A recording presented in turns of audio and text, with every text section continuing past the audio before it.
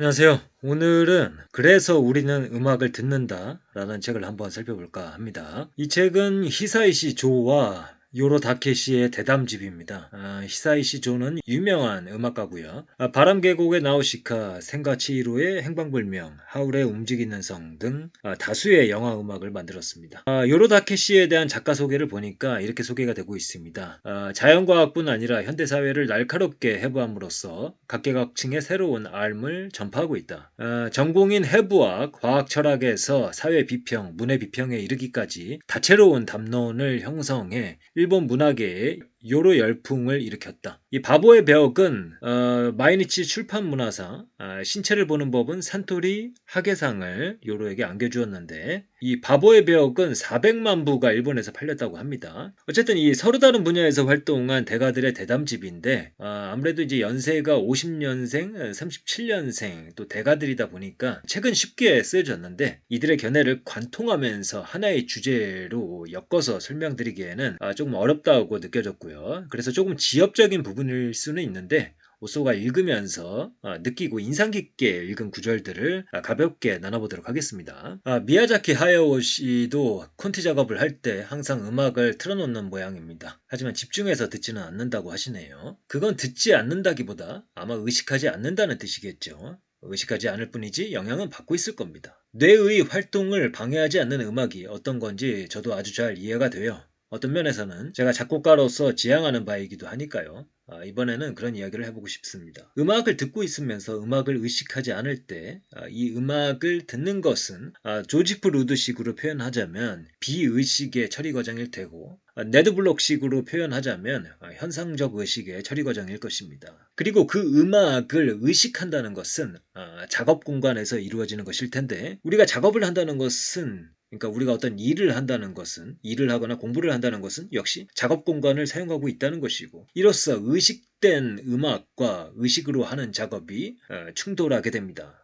특히 이제 가사가 있는 음악은 우리가 의식을 하기 쉽잖아요. 그 음악을. 그러니까 무의식 중으로 그 음악을 듣는 것이 아니라 의식적으로 끌어올려서 이 작업 공간에 올려놓고서 생각을 하게 되기 때문에 거기에서 우리가 어떤 글을 읽는다던가 공부를 한다던가 그런 작업들하고 충돌하기 마련인 거죠. 그래서 이 오쏘도 작업할 때 음악을 틀어놓는 경우가 많은데요.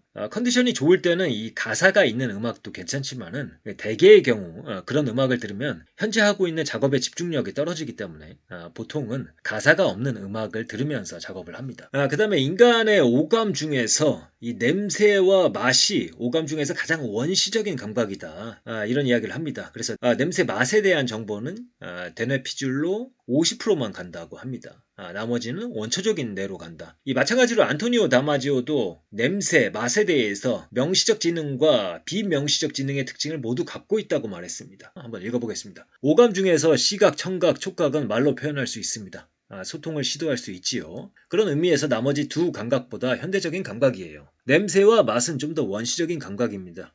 뇌의 관점에서 보면 코와 혀의 감각 중 대뇌 피질에 다다르는 감각은 50%에 불과해요. 나머지는 어디로 가느냐 하면 대뇌 변연계, 즉 원초적인 뇌로 가게 되죠. 후각과 미각은 세 가지 주요 감각과 대체로 유사한 과정으로 생성되지만 후각과 미각만의 고유한 화학작용과 패턴의 조합을 통해 만들어지기도 한다. 후각과 미각은 명시적 지능과 비명시적 지능의 특징을 모두 가지고 있으며 후각과 미각은 이런 두 종류의 지능이 서로 전환되면서 만들어지는 것으로 보인다. 이것은 안토니오 다마지오의 이야기입니다. 여기서부터는 하나의 흐름으로 설명을 드리려고 하는데요. 이 책에서 가장 인상적인 구절 중에 하나였습니다. 아까 들려드린 The End of the World의 악보는 상당히 어려워요. 웬만한 곡은 초견으로 완벽히 연주하던 런던 교향악단도 고개를 갸웃하거나 하는 소리를 내며 꽤 고생하더군요. 그때 이 곡은 9.11 테러 후의 세상을 주제로 지금 세계의 상황 속에서 인간이란 무엇인가를 생각하며 만들었습니다.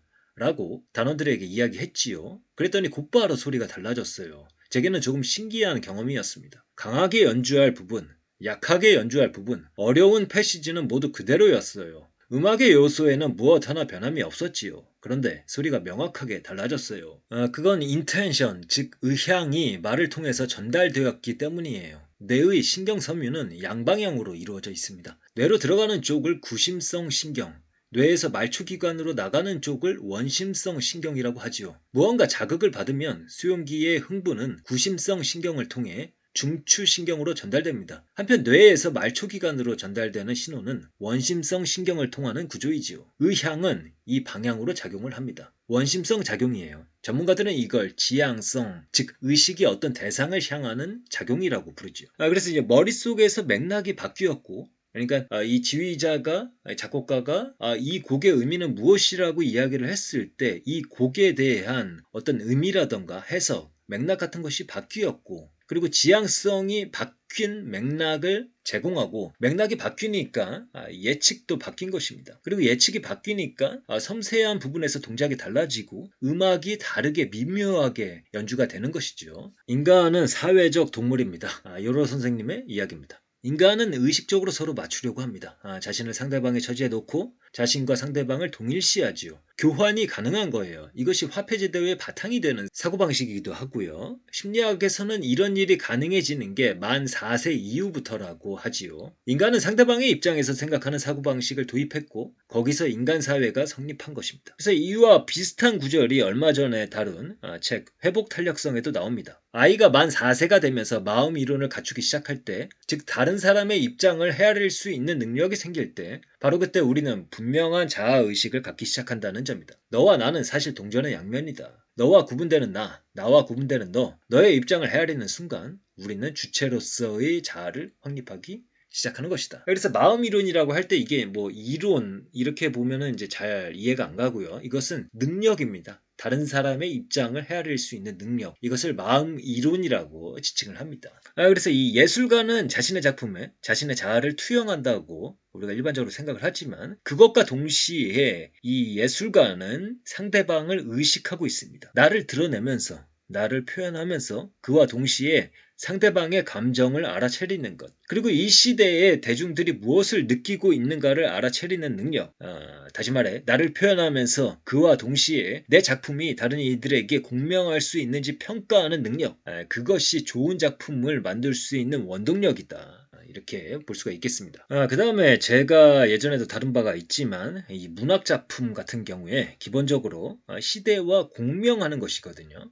시대를 살아야 좋은 작품을 쓸 수 있고, 시대를 살려면 몸이 필요하다. 그래서 인간의 지능만을 모방한 정보처리 기계가 좋은 문학 작품을 쓸 수 있다는 데에 오소가 의문을 표한 적이 있었습니다.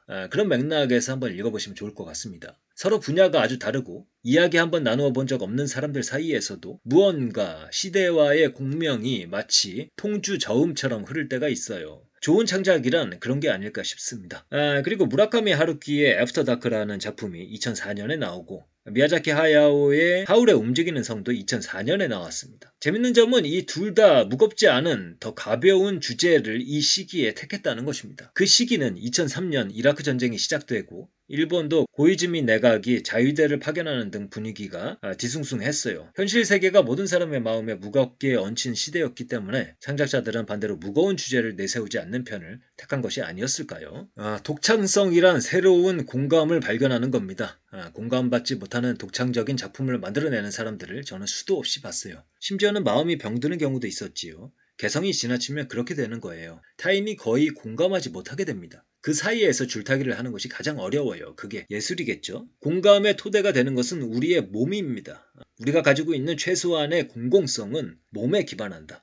그래서 시대가 변하면 몸은 느끼게 되죠. 그 변화를 말이죠.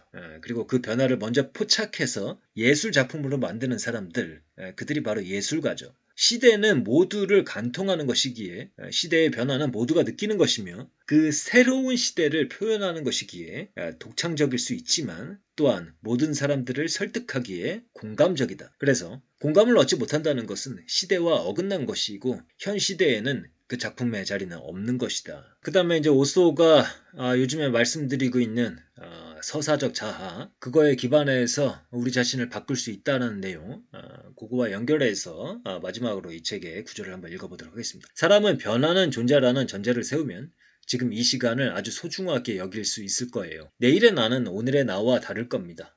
달라도 괜찮고요. 직업이 예술가가 아니더라도 인생은 작품이고 자신은 그 작품을 만드는 예술가라고 생각하면 그런 예술가의 삶 속에서 무언가 참고할 만한 것, 단서가 될 만한 것을 찾아낼 수 있지 않을까요?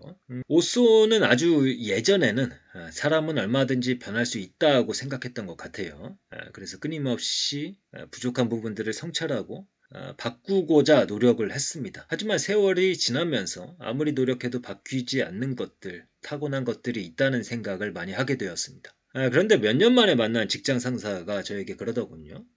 너도 많이 변했어. 라고요. 어떤 의미로든 좋든 나쁘든 변했다는 겁니다. 지금 오쏘는 인간은 끊임없이 과거를 통해 미래를 예측하는 존재라는 사실에 대해 확신을 가지고 있습니다. 기본적인 성향이 180도 변한다까지는 아니지만 인간은 어느 정도까지는 반드시 변하고 또 변할 수 있습니다. 그 정도라는 것은 시도해본 사람들만이 알게 되는 것이지만 확실한 것은 변할 수 있다는 겁니다. 그런 시도 없이 똑같은 삶, 똑같은 생각이 누적되면 우리 안에 심적 모델이 크게 변하지 않고 그리고 시간이 흐름에 따라 그 모델이 정적으로 더욱 공고해지겠지만 반대로 지금 현재 새로운 것을 경험하고 새로운 것을 공부하고 새로운 것들을 느끼고 채워 넣는지에 따라서 사람의 인생은 분명히 달라질 수 있다. 오쏘는 그렇게 믿고 있습니다. 그렇다고 해서 매일 똑같은 삶, 반복되는 삶이 나쁘다고 보지는 않습니다. 그것 또한 가치가 있는 삶이죠. 그러나 변화가 필요하다고 느끼는 사람, 변하고 싶다 라고 생각하는 사람들, 그런 사람들은 필요한 도전을 하면 되는 것이라고 생각을 합니다. 그래서 다시 한번 말씀드리지만 우리는 변할 수 있다. 오늘 느끼고 경험하는 것들, 공부하는 것들이 우리의 자아를 다시 재구축할 것이고요. 그러한 시도들이 누적될 때 미래의 우리 자신은 반드시 바뀔 것이다. 이 말씀을 마지막으로 드리면서 오늘의 이야기는 이것으로 마치도록 하겠습니다. 감사합니다.